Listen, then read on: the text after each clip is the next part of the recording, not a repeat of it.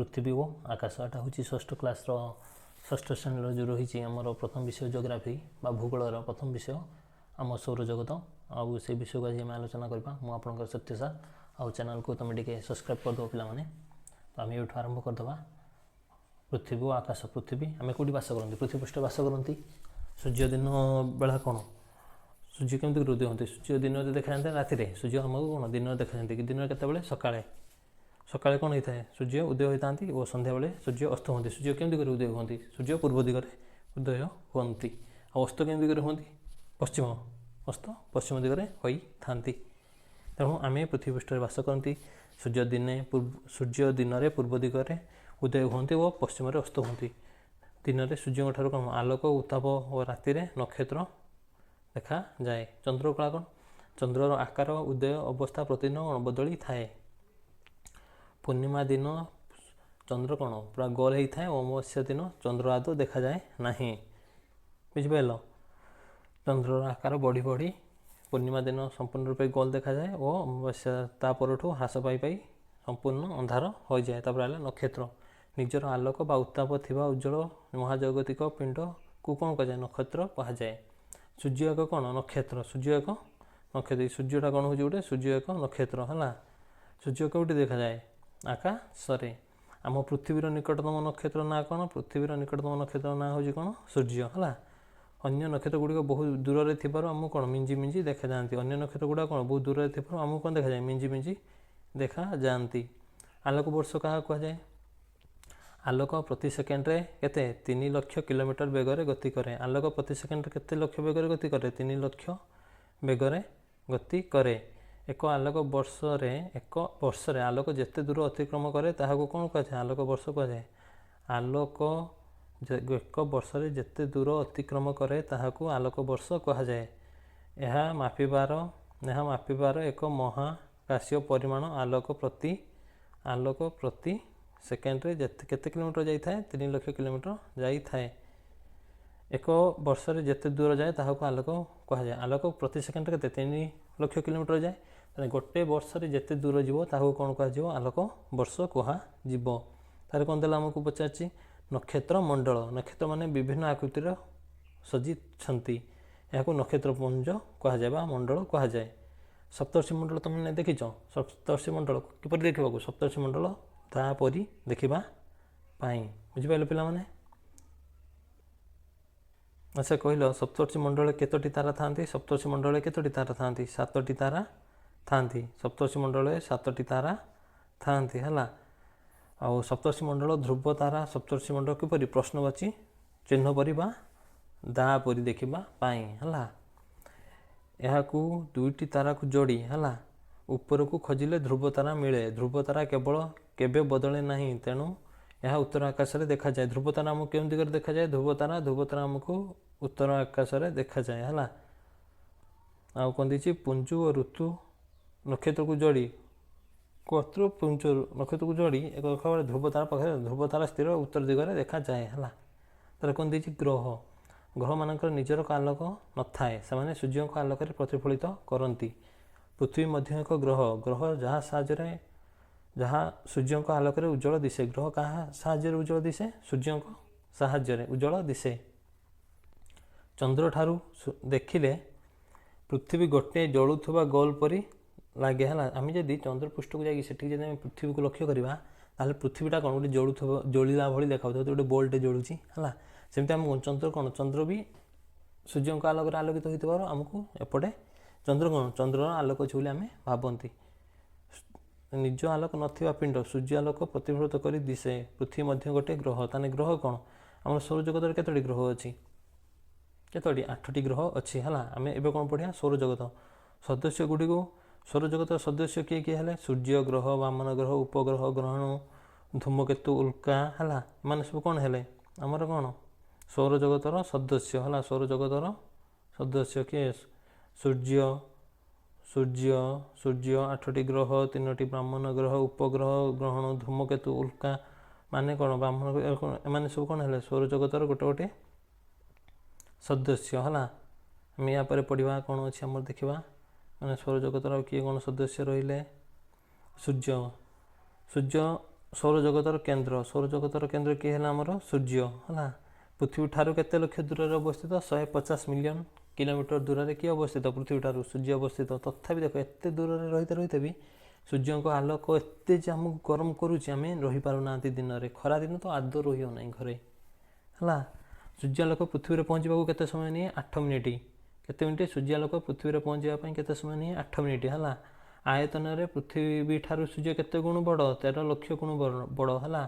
ପୃଥିବୀ ଠାରୁ କେତେ? 13 ଲକ୍ଷ ଗୁଣ ବଡ଼ ହେଲା। ଏଇଟା ଲକ୍ଷ୍ୟ କରୁଥିବ ହେଲା। ଗ୍ରହ ଗୁଡ଼ିକର କ୍ରମ ହେଲା। ସୂର୍ଯ୍ୟ ଠାରୁ କ୍ରମରେ ପ୍ରଥମେ କିଏ ଆସିବ? ପ୍ରଥମେ ଆସିବ ବୁଧ ଗ୍ରହ, ତାପରେ ଶୁକ୍ର ଗ୍ରହ, ତାପରେ ପୃଥିବୀ, ତାପରେ ମଙ୍ଗଳ, ତାପରେ ବୃହସ୍ପତି, ଶନି, ୟୁରେନସ୍, ନେପଚୁନ୍ ହେଲା। ଏମାନେ ସବୁ କ'ଣ? ଆମର ଗ୍ରହ ହେଲା। ସୂର୍ଯ୍ୟଙ୍କ କ୍ରମ ଅନୁସାରେ ପ୍ରଥମେ ହେଲା ବୁଧ, ଶୁକ୍ର, ପୃଥିବୀ, ମଙ୍ଗଳ, ବୃହସ୍ପତି, ଶନି, ୟୁରେନସ୍, ନେପଚୁନ୍ ହେଲା। ଏସବୁ ପିଲାମାନେ ତମେ ଘୁଷି ଦେଉଥିବ ହେଲା। ଏମାନେ ସବୁ ହେଲା କ'ଣ? ସୂର୍ଯ୍ୟଙ୍କର କ୍ରମ ଅନୁସାରେ ଗ୍ରହ। ଗ୍ରହର ପ୍ରକାର। ଗ୍ରହକୁ କେତେ ଭାଗରେ ବିଭକ୍ତ କରାଯାଇଛି? ଗ୍ରହକୁ 2 ଭାଗରେ ବିଭକ୍ତ କରାଯାଇଛି। କ'ଣ କ'ଣ? ଅନ୍ତଃଗ୍ରହ, ଆଉ ଗୋଟେ ହେଲା କ'ଣ? ବହିଗ୍ରହ। ଅନ୍ତଃଗ୍ରହ କାହାକୁ କହିବା? ବୁଧ, ଶୁକ୍ର, ପୃଥିବୀ, ମଙ୍ଗଳକୁ କ'ଣ କହିବା? ଅନ୍ତଃଗ୍ରହ। ବୃହସ୍ପତି, ଶନି, ୟୁରେନସ୍, ନେପଚୁନ୍କୁ କ'ଣ କହିବା? ବହିର୍ଗ୍ରହ। ପିଲାମାନେ ବୁଝିପାରିଲ ହେଲା। ତାପରେ କ'ଣ ଅଛି? ବିଶେଷ ତଥ୍ୟ। ବୃହସ୍ପତି ସବୁଠାରୁ ବଡ଼ ଗ୍ରହ। ସବୁଠାରୁ ପରୀକ୍ଷାରେ ପ୍ରଶ୍ନ ଆସେ ହେଲା। ସବୁଠାରୁ ବଡ଼ ଗ୍ରହ ନାଁ କ'ଣ? ବୃହସ୍ପତି। ସବୁଠାରୁ ବଡ଼ ଗ୍ରହ ନାଁ କ'ଣ ହେଲା? ବୃହସ୍ପତି ହେଲା। ସବୁଠାରୁ ବଡ଼ ଗ୍ରହ ନାଁ ହେଲା ବୃହସ୍ପତି। ବୁଧ ସବୁଠାରୁ ଛୋଟ ଗ୍ରହ। ସବୁଠାରୁ ବଡ଼ ଗ୍ରହ କିଏ ହେଲା? ବୃହସ୍ପତି। ସବୁଠାରୁ ଛୋଟ ଗ୍ରହ ହେଲା କ'ଣ? ବୁଧ। ଆଉ ଶନି ଗ୍ରହକୁ କ'ଣ କୁହାଯାଏ? ଶନି ଗ୍ରହକୁ ବଳୟ ଗ୍ରହ କୁହାଯାଏ। ଶନି ଗ୍ରହକୁ କ'ଣ କୁହାଯାଏ? ବଳୟ ଗ୍ରହ। ଶନି ଗ୍ରହକୁ କ'ଣ କୁହାଯାଏ? ବଳୟ ଗ୍ରହ ହେଲା। ପିଲାମାନେ ସବୁ ମନେ ରଖିଦେବ ହେଲା। ପୃଥିବୀ। ଏବେ ଆମର କ'ଣ ହେଲା? ପୃଥିବୀ। ପୃଥିବୀ କ'ଣ? ସୌରଜଗତର ପଞ୍ଚମ ବୃହତ୍ତମ ବଡ଼ ଗ୍ରହ ନାଁ ହେଉଛି କ'ଣ? ପୃଥିବୀ। ସୌରଜଗତର ପଞ୍ଚମ ବଡ଼ ଗ୍ରହ ହେଉଛି କିଏ? ପୃଥିବୀ। ପରୀକ୍ଷାରେ ଆସେ ହେଲା। ସୌରଜଗତର ପଞ୍ଚମ ବଡ଼ ଗ୍ରହ ହେଉଛି ପୃଥିବୀ। ଉପର ବିନ୍ଦୁ। ଉତ୍ତର ମେରୁ କୁହାଯାଏ। ଏଇଟା ଯଦି ଗୋଟେ ପୃଥିବୀ ହେଲା, ୟାର ଉପର ବିନ୍ଦୁକୁ କ'ଣ କୁହାଯାଏ? ଉତ୍ତର ମେରୁ। ଦକ୍ଷିଣକୁ କ'ଣ କୁହାଯାଏ? ଦକ୍ଷିଣ ମେରୁ ଆମେ କହିବା ହେଲା। 2ଟି ମେରୁ, 2 ମେରୁକୁ ସଂଯୁକ୍ତ କରୁଥିବା ରେଖା ହେଲା। ପୃଥିବୀର ଅକ୍ଷ, ପୃଥିବୀର ଆକାର, ଅଭିଗତ ଗୋଲକ ପରି। ପୃଥିବୀର ଆକାର କିପରି? ଅଭିଗତ ଗୋଲକ ପରି। ପୃଥିବୀର ଆକାର କିପରି? ଅଭିଗତ ଗୋଲକ ପରି। ତାକୁ ଜିଓଡ୍ କୁହାଯାଏ। କ'ଣ? ଜିଓଡ୍ କୁହାଯାଏ। ତାପରେ କ'ଣ ଦେଲା? ଦିନ ଓ ରାତି। ସକାଳେ ସୂର୍ଯ୍ୟ ଉଦୟ ଓ ସନ୍ଧ୍ୟାରେ ଅସ୍ତ ହୋଇଥାଏ, ଯେଉଁଥିରୁ ଆମେ ଦିନ ରାତି ଦେଖୁ ହେଲା। ଦିନ ବେଳେ ସୂର୍ଯ୍ୟ ଆମକୁ କ'ଣ? ଆଲୋକ ଦେଇଥାଏ ଓ ଉତ୍ତାପ ଦେଇଥାଏ। ରାତିରେ ସୂର୍ଯ୍ୟ ଦେଖାଯାଏ ନାହିଁ। ରାତିରେ କ'ଣ ଦେଖାଯାଏ? ରାତିରେ ଆମକୁ ଚନ୍ଦ୍ର ଓ ତାରାମାନେ ସବୁ ଦେଖାଯାଆନ୍ତି ହେଲା। ଆଉ ତାରା ଓ ଉଜ୍ଜଳ ବିନ୍ଦୁ। ରାତିରେ ଆକାଶରେ ବହୁ ଆଲୋକ ବିନ୍ଦୁ ବିନ୍ଦୁ ଦେଖାଯାଆନ୍ତି। କେତେକ ଉଜ୍ଜଳ ଓ କେତେକ କମ୍ ଉଜ୍ଜଳ। କେତେକ ତାରା ମିଞ୍ଜି ମିଞ୍ଜି କରେ, କିନ୍ତୁ କେତେକ ଚନ୍ଦ୍ର ପରି ସ୍ଥିର ଆଲୋକ ଦେଇଥାଏ। ଦିନବେଳା ସୂର୍ଯ୍ୟର ତୀବ୍ର ଆଲୋକ ଯୋଗୁଁ ତାରା ଦେଖାଯାଆନ୍ତି ନାହିଁ। ଦିନବେଳା କ'ଣ ପାଇଁ ସୂର୍ଯ୍ୟ ଦେଖାଯାଆନ୍ତି? ଦିନବେଳା ସୂର୍ଯ୍ୟର ତୀବ୍ର ଆଲୋକ ଯୋଗୁଁ ତାରା ଦେଖାଯାଆନ୍ତି ନାହିଁ। ପରୀକ୍ଷାରେ ଆସେ ଦିନବେଳା କ'ଣ ପାଇଁ ଆମକୁ ତାରା ଦେଖାଯାଆନ୍ତି ନାହିଁ? ଦିନବେଳା ସୂର୍ଯ୍ୟର ତୀବ୍ର ଆଲୋକ ଯୋଗୁଁ ଆମକୁ କ'ଣ ଦେଖାଯାଆନ୍ତି ନାହିଁ? ତାରାମାନେ ଦେଖାଯାଆନ୍ତି ନାହିଁ ହେଲା। ତାପରେ ହେଲା ମହାଜାଗତିକ ପିଣ୍ଡ। ସୂର୍ଯ୍ୟ, ଚନ୍ଦ୍ର ଓ ଉଜ୍ଜଳ ତାରାମାନେ ସମସ୍ତେ ମିଶି ମହାଜାଗତିକ ପିଣ୍ଡ।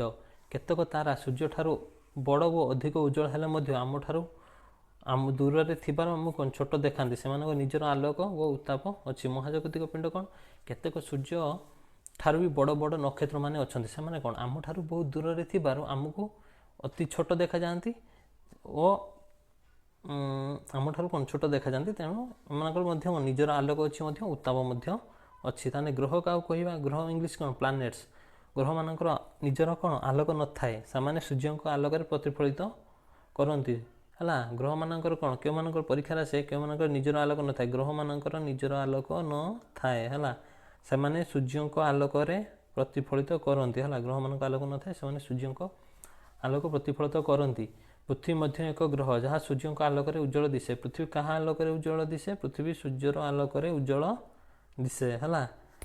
ସବୁଠାରୁ ଚନ୍ଦ୍ରଠାରୁ ଦେଖିଲେ ପୃଥିବୀ ଗୋଟେ ଜଳୁଥିବା ଗୋଲ ପରି ଲାଗେ ହେଲା। ଯଦି ଆମେ ଚନ୍ଦ୍ରପୃଷ୍ଠ ଯାଇ ପୃଥିବୀ ଦେଖା, ସେଇଟା ଗୋଟେ ଜଳୁଥିବା ଗୋଲ ପରି ଦେଖାଯିବ। ସୌରଜଗତ। ସୂର୍ଯ୍ୟଙ୍କ ପରିବାରକୁ ସୌରଜଗତ କୁହାଯାଏ। ତାହେଲେ ସୌରଜଗତ କାହାକୁ କୁହାଯାଏ? ସୂର୍ଯ୍ୟଙ୍କର ପରିବାରକୁ କ'ଣ କୁହାଯାଏ? ସୌରଜଗତ କୁହାଯାଏ ହେଲା। ସୂର୍ଯ୍ୟଙ୍କର ପରିବାରକୁ ସୌରଜଗତ କୁହାଯାଏ। ଏଠିରେ କ'ଣ? ଏଥି 8ଟି ଗ୍ରହ, 3ଟି ବ୍ରାହ୍ମଣ ଗ୍ରହ, ଅନେକ ଉପଗ୍ରହ, ଗ୍ରହଣପୁଞ୍ଜ, ଧୂମକେତୁ ରହିଛନ୍ତି। ତାହେଲେ କ'ଣ ଦେଇଛି? ପ୍ଲୁଟୋ ଏବେ ଗ୍ରହ ନୁହେଁ। ପ୍ଲୁଟୋ ଏକ କ'ଣ? ପ୍ଲୁଟୋ ଏବେ ଗ୍ରହଣ ନୁହେଁ। ଏହାକୁ କେବେ ବାଦ୍ ଦିଆଗଲା? ଏହାକୁ 2008 ମସିହାରେ ସୌରଜଗତରୁ ଏହାକୁ କ'ଣ ବାଦ୍ ଦେଲେ? ବୈଜ୍ଞାନିକମାନେ ବାଦ୍ ଦେଇଦେଲେ। ବୁଝିପାରିଲ?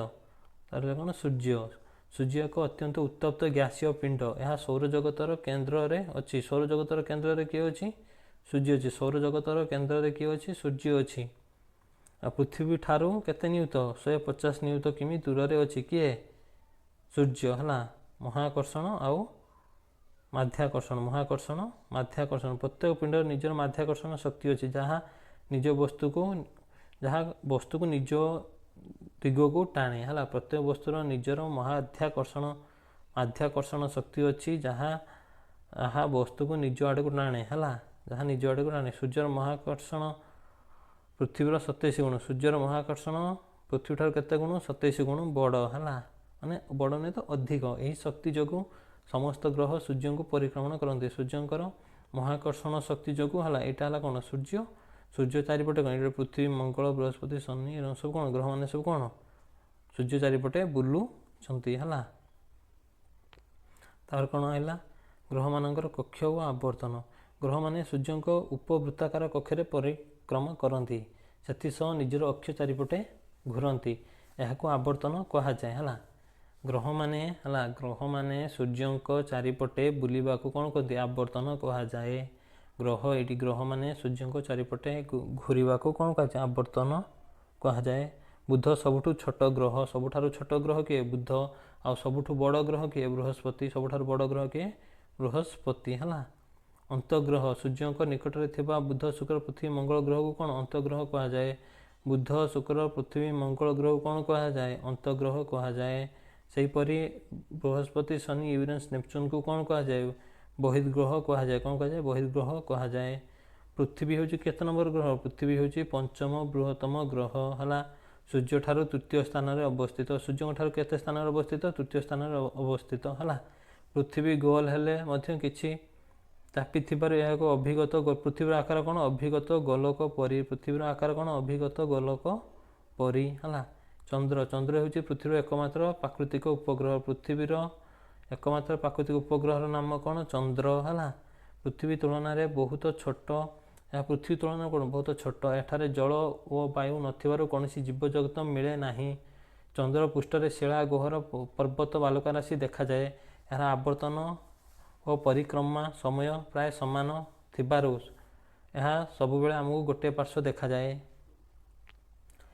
ପ୍ରଶ୍ନ ଆସେ, ଆମେ କ'ଣ ପାଇଁ ସବୁବେଳେ ଚନ୍ଦ୍ରର ଗୋଟିଏ ପାର୍ଶ୍ୱ ଦେଖାନ୍ତୁ? ଚନ୍ଦ୍ର କ'ଣ? ଆବର୍ତ୍ତନ ପରିକ୍ରମଣ ସମୟ ପ୍ରାୟ ସମାନ ଥିବାରୁ ଆମେ ସବୁବେଳେ ଚନ୍ଦ୍ରର ଗୋଟିଏ ପାର୍ଶ୍ୱ ଦେଖିଥାଉ। ହେଲା, ପିଲାମାନେ ଲେଖିଦେବ।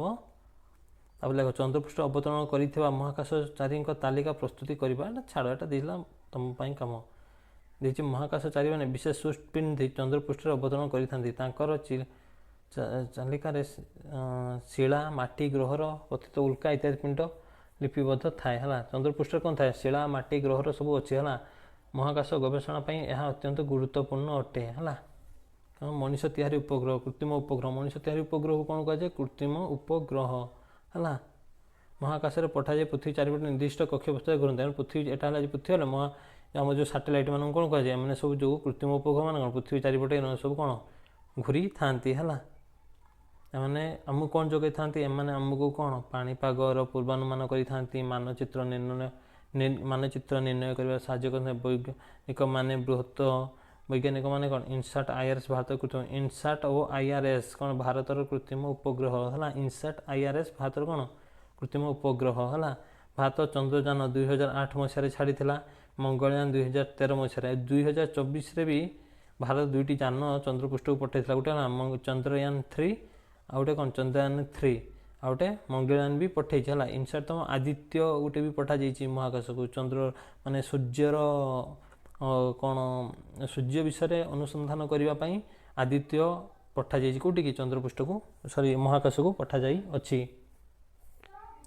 ଗ୍ରହଣପୁଞ୍ଜ ଆଷ୍ଟ୍ରଏଡ୍। ହେଲା, ମଙ୍ଗଳ ଓ ବୃହସ୍ପତି ଗ୍ରହ ମଧ୍ୟରେ ଅନେକ ଛୋଟ ଛୋଟ ପିଣ୍ଡ ସୂର୍ଯ୍ୟଙ୍କୁ ପରିଭ୍ରମଣ କରୁଥାଏ। ଯାହାକୁ ଗ୍ରହଣପୁଞ୍ଜ କୁହାଯାଏ। କେଉଁ କେଉଁ ଗ୍ରହ ମଧ୍ୟରେ? ମଙ୍ଗଳ ଓ ବୃହସ୍ପତି ଗ୍ରହ ମଧ୍ୟରେ ଅସଂଖ୍ୟ ଛୋଟ ଛୋଟ ପିଣ୍ଡ ହେଲା କାହାକୁ ସୂର୍ଯ୍ୟଙ୍କ ଚାରି ପରିକ୍ରମା କରିଥାନ୍ତି, ଏମାନଙ୍କୁ କ'ଣ କୁହାଯାଏ? ଗ୍ରହଣପୁଞ୍ଜ କୁହାଯାଏ। ଏଗୁଡ଼ିକ ଏକ ବୃହତ ଗ୍ରହ ଭାଙ୍ଗି ଯାଇ ହୋଇଥିବା ଅଂଶ ବୋଲି ଧରାଯାଏ। ମାନେ ଗୋଟେ ବଡ଼ ଗ୍ରହ ଗାଡ଼େ ଥିଲା, ମାନେ ଭାଙ୍ଗି ଯାଇ କ'ଣ ଛୋଟ ଛୋଟ ହେଇଯାଆନ୍ତି, ଏମାନଙ୍କୁ କ'ଣ ଆଷ୍ଟ୍ରଏଡ୍ କୁହାଯାଏ। ଏମାନଙ୍କୁ ଆଷ୍ଟ୍ରଏଡ୍ କୁହାଯାଏ। ପୃଥିବୀ ପାଇଁ କେବେ କେବେ ଏମାନେ ବିପଦଜନକ ହୋଇପାରେ ହେଲା। ଏମାନେ ପୃଥିବୀ ଆଡ଼ିକୁ ମଧ୍ୟ ବେଳେବେଳେ ନିଜର କକ୍ଷପଥ ଛାଡ଼ି ପୃଥିବୀ ଆଡ଼ିକୁ ମଧ୍ୟ ପଳେଇ ଆସିଥାନ୍ତି। ଧୂମକେତୁ, ଧୂମକେତୁର ଅଗ୍ରଭାଗ କୁହୁଡ଼ି ପରି। ଧୂମକେତୁର ଅଗ୍ରଭାଗ କିପରି? କୁହୁଡ଼ି ପରି। ପଛଭାଗ କ'ଣ? ଲାଞ୍ଜ ପରି। ଅଗଭାଗ କ'ଣ? କୁହୁଡ଼ି ପରି। ପଛଭାଗ ଲାଞ୍ଜ ପରି ଦୀର୍ଘ। ଅଗଭାଗ କୁହୁଡ଼ି ପରି, ପଛଭାଗ ଲାଞ୍ଜ ପରି ଦୀର୍ଘ।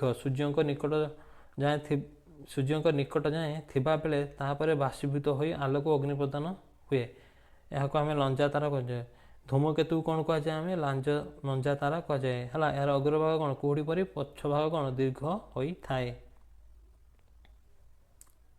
ଧୂମକେତୁର ଗତି ପଥ ହେଲା ଉଲ୍କା, ମିଟର ହେଲା। ରାତିରେ ଆକାଶରୁ ତୀବ୍ର ଗତିରେ ଆଲୋକ ପିଣ୍ଡ ପଡ଼ୁଥିବାକୁ ତାରା ଖସିଲା ବୋଲି କୁହାଯାଏ ହେଲା। ରାତିରେ ତୀବ୍ର ବେଗରେ ଆକାଶରୁ ଉଲ୍କା ପିଣ୍ଡ ପଡ଼ୁଥିବାକୁ ତାରା ଖସିଲା ବୋଲି ଆମେ କହିଥାଏ। ଏଗୁଡ଼ିକ ଅସଲିରେ କ'ଣ? ଧୂମକେତୁର ଭଗ୍ନଶିଳା। ଏଗୁଡ଼ିକ କ'ଣ? ଅସଲିରେ କ'ଣ କୁହାଯାଏ? ଅସଲିରେ କ'ଣ କୁହାଯାଏ?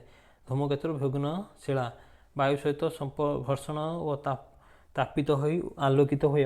ବାୟୁ ସହିତ ଘର୍ଷଣରେ ତାପିତ ହୋଇ ଆଲୋକିତ ହୁଏ। ବଡ଼ ଉଲ୍କା ପୃଥିବୀକୁ ପଡ଼ି ଗଭୀର ଗର୍ତ୍ତ ସୃଷ୍ଟି କରେ। ଯେବେ କି ଛୋଟ ଗୁଡ଼ିକ ଆକାଶରେ ଜଣେ ବଡ଼ ବଡ଼ ଯେଉଁ ଉଲ୍କା, ଯେ ଗୋଟେ ବଡ଼ ସାଇଜ୍ର ଉଲ୍କା ଆସିବ, ସେ କ'ଣ ପୃଥିବୀ ଯେତେ ବାଡ଼େଇବ କ'ଣ ଗୋଟେ ପୃଥିବୀପୃଷ୍ଠ କ'ଣ ଗୋଟେ ଗର୍ତ୍ତ ସୃଷ୍ଟି କରିଦେବ। କିନ୍ତୁ ଛୋଟ ଗୁଡ଼ିକ କ'ଣ ଆମ ପୃଥିବୀ କ'ଣ ଏସବୁ ବାୟୁମଣ୍ଡଳ ସବୁ ଘେରି ଘେରିକି ରହିଛି ହେଲା। ଫାଷ୍ଟ ଟ୍ରୋପୋସ୍ଫିୟର, ଷ୍ଟ୍ରାଟୋସ୍ଫିୟର, ମେସୋସ୍ଫିୟର, ଥର୍ମୋସ୍ଫିୟର, ଏକ୍ସୋସ୍ଫିୟର, ଏମିତି କ'ଣ ସବୁ ବାୟୁମଣ୍ଡଳ ରହିଛି ହେଲା। ଯେତେବେଳେ ଗୋଟେ ଉଲ୍କା ଆମ ପୃଥିବୀକୁ ଆସିବ, ସେମାନେ ବାୟୁ ସାହାଯ୍ୟରେ ଘଷି ଘଷି ହୋଇ ସେମାନେ କ'ଣ ଜଳି ଉଠନ୍ତି ହେଲା। ପରେ ସେମାନେ ନଷ୍ଟ ହୋଇଯାଆନ୍ତି ଓ କିଛି ବଡ଼ ବଡ଼ ଆସି କ'ଣ ପୃଥିବୀ ପୃଷ୍ଠରେ ବାଡ଼େଇ ଯାଇଥାନ୍ତି। ନିହାରିକା, ସୂର୍ଯ୍ୟ ପରି ଅନେକ ନକ୍ଷତ୍ରପୁଞ୍ଜ ମିଶି ନିହାରିକା ଗଠନ କରେ। କେତେକ ଗୋଲାକାର ଓ କେତେକ ଚେପ୍ଟା ଆକୃତିର ହୁଏ। ଗୋଟିଏ ନିହାରିକାରୁ ଅସଂଖ୍ୟ ସୂର୍ଯ୍ୟ ଓ ତାରା ସୃଷ୍ଟି ହୋଇପାରେ। ବିଶ୍ୱରେ କୋଟି କୋଟି ଏମିତି ନିହାରିକା ଅଛନ୍ତି ହେଲା। ଗ୍ୟାଲେକ୍ସି,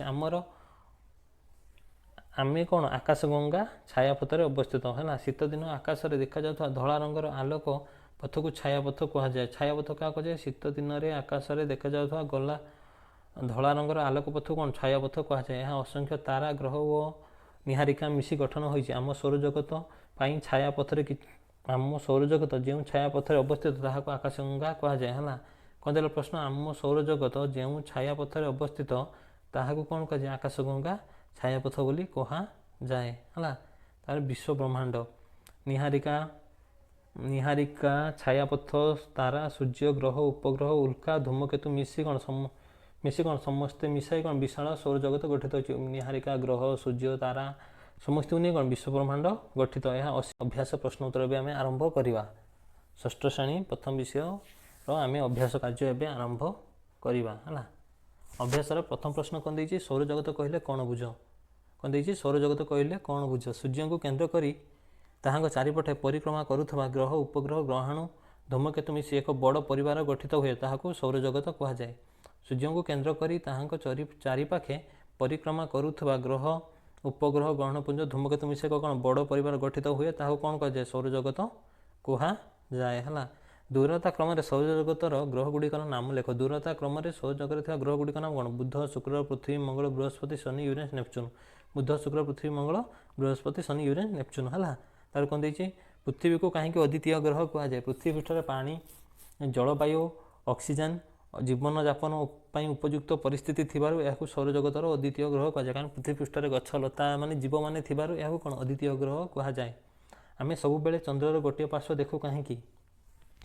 ଚନ୍ଦ୍ର ନିଜ ଧାରଣ କାଳ ଓ ପୃଥିବୀର ପରିକ୍ରମା କାଳ ସମାନ ହୋଇଥିବାରୁ ସବୁବେଳେ ଆମେ ଚନ୍ଦ୍ର କ'ଣ ଗୋଟିଏ ପାର୍ଶ୍ୱ ଦେଖିଥାଉ। ଅର୍ଥାତ୍ ଚନ୍ଦ୍ରର ପରିକ୍ରମଣ ଓ ପରିଭ୍ରମଣ ସମୟ ସମାନ ହୋଇଥିବାରୁ ଆମେ କ'ଣ ଚନ୍ଦ୍ରର ଗୋଟିଏ ପାର୍ଶ୍ୱ ଦେଖିଥାଉ। ବିଶ୍ୱ ବ୍ରହ୍ମାଣ୍ଡ କାହାକୁ ନେଇ ଗଠିତ? ତାରା, ଗ୍ରହ, ଉପଗ୍ରହ, ଆକାଶଗଙ୍ଗା, ଗ୍ରହାଣୁ, ଧୂମକେତୁ, ଧୂଳିକଣା ଓ ଗ୍ୟାସକୁ ନେଇ କ'ଣ ବିଶ୍ୱ ବ୍ରହ୍ମାଣ୍ଡ ଗଠିତ। ଆମେ ପୂର୍ବ କ୍ଲାସ୍ ବି ପଢ଼ିଥିଲେ ବିଶ୍ୱ ବ୍ରହ୍ମାଣ୍ଡ କାହାକୁ ନେଇ ଗଠିତ? ସୂର୍ଯ୍ୟ, 8ଟି ଗ୍ରହ, ବାମନ ଗ୍ରହ, ଉଲ୍କା, ଧୂମକେତୁ ଓ ଧୂଳିକଣା, ଆକାଶଗଙ୍ଗା, ଉପଗ୍ରହ ଏମାନଙ୍କୁ ନେଇ କ'ଣ ବିଶ୍ୱ ବ୍ରହ୍ମାଣ୍ଡ ଗଠିତ। ଉପଗ୍ରହ କାହାକୁ କୁହାଯାଏ? ପୃଥିବୀ କୌଣସି ଗ୍ରହକୁ ପରିକ୍ରମା କରୁଥିବା ଗ୍ରହୀୟ ଶରୀରକୁ କ'ଣ ଉପଗ୍ରହ କୁହାଯାଏ? ଯେପରି ଚନ୍ଦ୍ର ପୃଥିବୀର କ'ଣ ଉପଗ୍ରହ।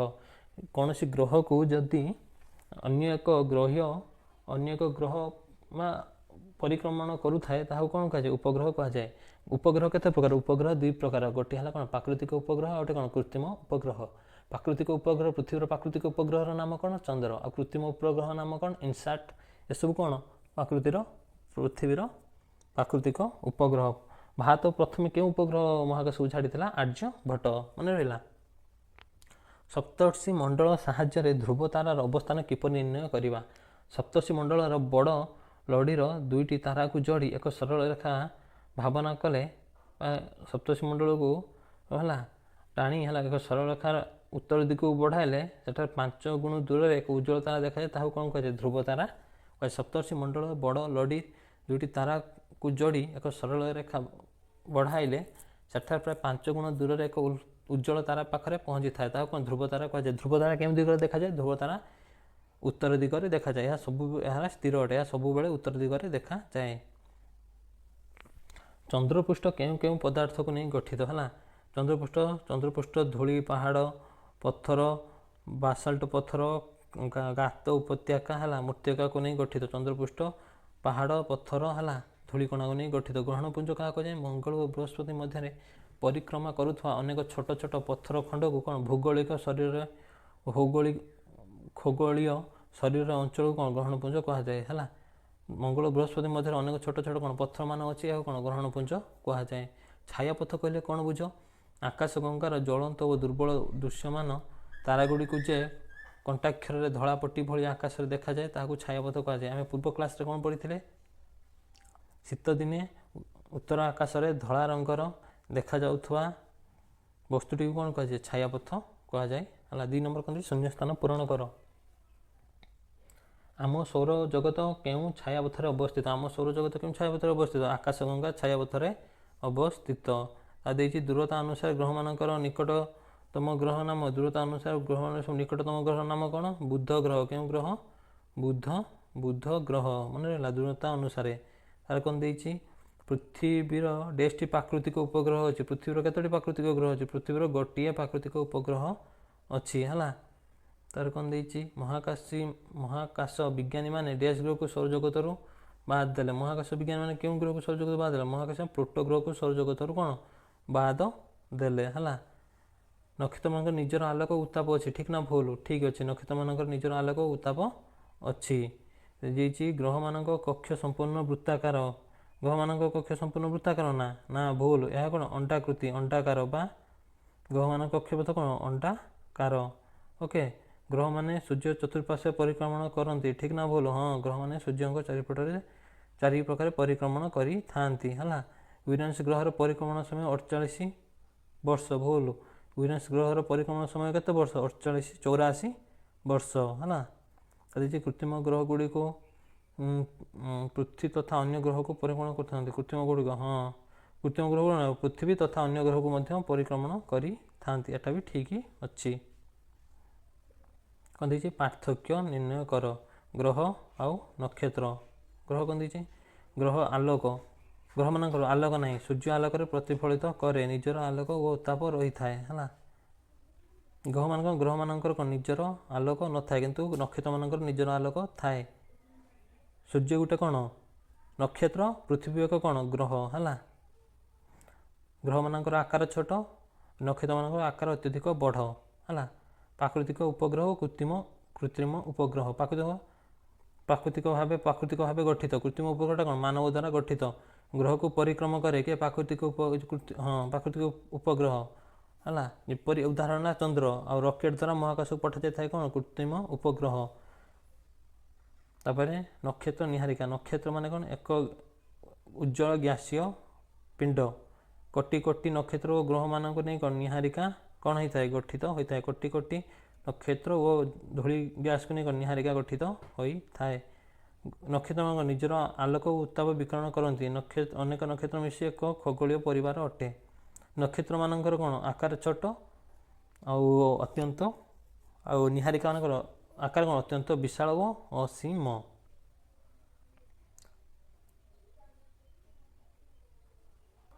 ପିଲାମାନେ ଏବେ ଆମର ବାର୍ଷିକ ପରୀକ୍ଷା ପାଇଁ ଆମେ କିଛି ପ୍ରଶ୍ନ ଆଲୋଚନା କରିବା ହେଲା ଅନଲାଇନ୍ର ଗୋଟିଏ ଧାଡ଼ିରେ ଉତ୍ତର କିଛି ପ୍ରାକ୍ଟିସ୍ କରିବା ହେଲା। ମହାଜାଗତିକ ପିଣ୍ଡ କ'ଣ? ପ୍ରଥମ ପ୍ରଶ୍ନ ମହାକାଶରେ ଦେଖାଯାଉଥିବା ସୂର୍ଯ୍ୟ ଚନ୍ଦ୍ର ସମେତ 12ଟି ଗ୍ରହକୁ ଅନ୍ୟାନ୍ୟ ସମସ୍ତ ଉଲ୍କାପିଣ୍ଡ ଗୁଡ଼ିକୁ ନେଇ କ'ଣ ମହାଜାଗତିକ ପିଣ୍ଡ ଗଠିତ ହୁଏ ହେଲା। 28 ସୂର୍ଯ୍ୟଙ୍କ ଠାରୁ ଅନେକ ନକ୍ଷତ୍ର ଆକାରରେ ବଡ଼ ହେଲେ ମଧ୍ୟ ଆମକୁ ଛୋଟ ଦେଖାଯାନ୍ତି କାହିଁକି? ନକ୍ଷତ୍ର ଗୁଡ଼ିକ ସୂର୍ଯ୍ୟଙ୍କ ଅପେକ୍ଷା ପୃଥିବୀ ଠାରୁ ବହୁ ଦୂରରେ ଥିବାରୁ ଆମକୁ ଆକାରରେ ଛୋଟ ଦେଖାଯାଇଥାନ୍ତି ହେଲା। ତାପରେ କ'ଣ ଦେଇଛି ଆୟତନରେ ସୂର୍ଯ୍ୟ ପୃଥିବୀ ଠାରୁ କେତେ ଗୁଣ ବଡ଼? ଆୟତନରେ ସୂର୍ଯ୍ୟ ପୃଥିବୀ ଠାରୁ କେତେ 13 ଲକ୍ଷ ଗୁଣ ବଡ଼। ପୃଥିବୀର ପ୍ରାକୃତିକ ଉପଗ୍ରହର ନାମ କ'ଣ? ପୃଥିବୀର ଏକ ପ୍ରାକୃତିକ ଉପଗ୍ରହର ନାମ ହେଉଛି କ'ଣ? ଚନ୍ଦ୍ର। ବିଶ୍ୱବ୍ରହ୍ମାଣ୍ଡ କାହାକୁ ନେଇ ଗଠିତ? ଅନେକ ଛାୟାପଥ ନିହାରିକା ନକ୍ଷତ୍ରକୁ ନେଇ କ'ଣ ବିଶ୍ୱବ୍ରହ୍ମାଣ୍ଡ ଗଠିତ।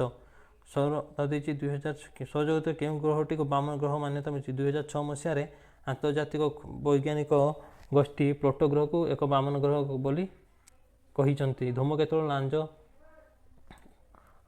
ଧୂମକେତୁକୁ ଲଞ୍ଜା ତାରା ବୋଲି କାହିଁକି କୁହାଯାଏ? ଟିକେ ଟାଇପିଂ ମିଷ୍ଟେକ୍ ଅଛି ପିଲାମାନେ। ଧୂମକେତୁର ପାଶ୍ଚାତ ଭାଗ ଏକ ଲାଞ୍ଜ ପରି ବହୁ ଦୂରକୁ ବିସ୍ତୃତ ହୋଇ ରହିଥିବାରୁ ଏହାକୁ ଲଞ୍ଜା ତାରା କୁହାଯାଏ। ଅନ୍ତର୍ଗ୍ରହ କାହାକୁ କୁହାଯାଏ? ବୁଧ, ଶୁକ୍ର, ପୃଥିବୀ ଓ ମଙ୍ଗଳ। ଏହି 4ଟି ଗ୍ରହ ସୂର୍ଯ୍ୟଙ୍କ ନିକଟବର୍ତ୍ତୀ ହୋଇଥିବାରୁ ଏଗୁଡ଼ିକୁ ଅନ୍ତର୍ଗ୍ରହ କୁହାଯାଏ। ବୁଧ, ଶୁକ୍ର, ପୃଥିବୀ, ମଙ୍ଗଳକୁ କ'ଣ କୁହାଯାଏ? ଅନ୍ତର୍ଗ୍ରହ କୁହାଯାଏ। ସପ୍ତର୍ଷିମଣ୍ଡଳ କେଉଁ କେଉଁ ନକ୍ଷତ୍ରମାନଙ୍କୁ ନେଇ ଗଠିତ? କର୍ତ୍ତୃ, ପୁଲହ, ପୁଲସ୍ତ, ଅତ୍ରି, ଅଙ୍ଗିରା, ବଶିଷ୍ଠ, ମରିଚି। ଏହି 7ଟି ନକ୍ଷତ୍ରକୁ ନେଇ ସପ୍ତର୍ଷିମଣ୍ଡଳ ଗଠିତ। କର୍ତ୍ତୃ, ପୁଲହ, ପୁଲସ୍ତ, ଅତ୍ରି, ଅଙ୍ଗିରା, ବଶିଷ୍ଠ, ମରିଚି। ଏହି 7ଟି ନକ୍ଷତ୍ରକୁ ନେଇ ସପ୍ତର୍ଷିମଣ୍ଡଳ ଗଠିତ। ସପ୍ତର୍ଷିମଣ୍ଡଳର ଆକାର କିପରି? ସପ୍ତର୍ଷିମଣ୍ଡଳର ଆକାର ପ୍ରଶ୍ନବାଚୀ ଚିହ୍ନ ବା ଦା ପରି। ଦିନବେଳା ମହାକାଶରେ ଥିବା ଚନ୍ଦ୍ର ଓ ଆଲୋକ ବିନ୍ଦୁ ଗୁଡ଼ିକ ଦେଖାଯାଏ ନାହିଁ କାହିଁକି? ସୂର୍ଯ୍ୟଙ୍କର ପ୍ରଖର କିରଣ ଯୋଗୁଁ ଦିନବେଳା ଚନ୍ଦ୍ର ଓ ଆଲୋକ ବିନ୍ଦୁ ଗୁଡ଼ିକ ଖାଲି ଆଖିରେ ଦେଖାଯାଆନ୍ତି ନାହିଁ। ପୃଥିବୀର ନିକଟତମ ନକ୍ଷତ୍ର ନାମ କ'ଣ? ପୃଥିବୀର ନିକଟତମ ନକ୍ଷତ୍ର ନାମ ହେଉଛି କ'ଣ? ସୂର୍ଯ୍ୟ। ଗ୍ରହ ଗୁଡ଼ିକର ପରିକ୍ରମଣ ସମୟ କେତେ? ଶୁକ୍ର ଗ୍ରହର ପରିକ୍ରମଣ ସମୟ କେତେ ଦିନ? ଶୁକ୍ର ଗ୍ରହର ପରିକ୍ରମଣ ସମୟ 255 ଦିନ। ମଙ୍ଗଳ ଗ୍ରହ ଉପଗ୍ରହ ସଂଖ୍ୟା କେତେ? ମଙ୍ଗଳ ଗ୍ରହ ଉପଗ୍ରହ ସଂଖ୍ୟା କେତୋଟି ଅଛି? 2ଟି ଅଛି। ନକ୍ଷତ୍ର ବା ତାରକା କାହାକୁ କୁହାଯାଏ? ଆକାଶରେ ରାତିରେ ମିଞ୍ଜି କରୁଥିବା ଉଜ୍ଜ୍ୱଳ ପିଣ୍ଡ ଗୁଡ଼ିକୁ ନକ୍ଷତ୍ର ବା ତାରକା କୁହାଯାଏ। ନକ୍ଷତ୍ର ମଣ୍ଡଳ ବା ନକ୍ଷତ୍ର ପୁଞ୍ଜର ଗୋଟିଏ ଉଦାହରଣ ଦିଅ। ସପ୍ତର୍ଷିମଣ୍ଡଳ, କ୍ଷୁଦ୍ର ସପ୍ତର୍ଷିମଣ୍ଡଳ ବା ଶିଶୁମାନଙ୍କୁ କ'ଣ କୁହାଯାଏ? ନକ୍ଷତ୍ର ପୁଞ୍ଜ ମାନଙ୍କର କ'ଣ ଗୋଟିଏ ଉଦାହରଣ। କାହା ସାହାଯ୍ୟରେ ଉତ୍ତର ଦିଗ ନିର୍ଣ୍ଣୟ କରାଯାଏ? ଧ୍ରୁବ ତାରା ସାହାଯ୍ୟରେ କ'ଣ ଆମେ ଉତ୍ତର ଦିଗ ନିର୍ଣ୍ଣୟ କରିଥାନ୍ତି। ସୌରଜଗତରେ କେତୋଟି ଗ୍ରହ ଅଛନ୍ତି? ସୌରଜଗତରେ କେତୋଟି? 8ଟି ଗ୍ରହ ଅଛନ୍ତି। ସୂର୍ଯ୍ୟ ପୃଥିବୀ ଠାରୁ କେତେ ଲକ୍ଷ ଦୂରରେ ଅବସ୍ଥିତ? ସୂର୍ଯ୍ୟ ପୃଥିବୀ ଠାରୁ 130 ନିୟୁତ କିଲୋମିଟର ଦୂରରେ କ'ଣ ଅବସ୍ଥିତ? ସୂର୍ଯ୍ୟଙ୍କ ମହାକର୍ଷଣ ଶକ୍ତି ପୃଥିବୀର ମହାକର୍ଷଣ ଶକ୍ତିର କେତେ ଗୁଣ? ସୂର୍ଯ୍ୟଙ୍କ ମହାକର୍ଷଣ ଶକ୍ତି ପୃଥିବୀର ମହାକର୍ଷଣ ଶକ୍ତି ଠାରୁ 37 ଗୁଣ ଅଧିକ। ସବୁଠାରୁ ସାନ ଗ୍ରହର ନାମ କ'ଣ? ସବୁଠାରୁ ସାନ ଗ୍ରହର ନାମ କ'ଣ? ବୁଧ ଗ୍ରହ। The closest planet to the sun is? ସବୁଠାରୁ କ୍ଲୋଜେଷ୍ଟ ପ୍ଲାନେଟ୍ ମାନେ ସୂର୍ଯ୍ୟର ନିକଟତମ ଗ୍ରହ କିଏ? ବୁଧ। ଆୟତନରେ ସବୁଠାରୁ ବଡ଼ ଗ୍ରହ ନାମ କ'ଣ? ଆୟତନରେ ସବୁଠାରୁ ବଡ଼ ଗ୍ରହ ନାମ ହେଉଛି କ'ଣ? ବୃହସ୍ପତି। ଆୟତନରେ ସବୁଠାରୁ ଛୋଟ ଗ୍ରହ କିଏ? ବୁଧ। ସେୟାର ସବସ୍କ୍ରାଇବ୍ ଟିକେ କରିଦେବ ପିଲାମାନଙ୍କୁ, ତୁମ ସାଙ୍ଗମାନଙ୍କୁ ମଧ୍ୟ ଟିକେ ସେୟାର କରି। ଆଉ ଧନ୍ୟବାଦ ପିଲାମାନେ ହେଲା, ରହୁଛି। Thank you.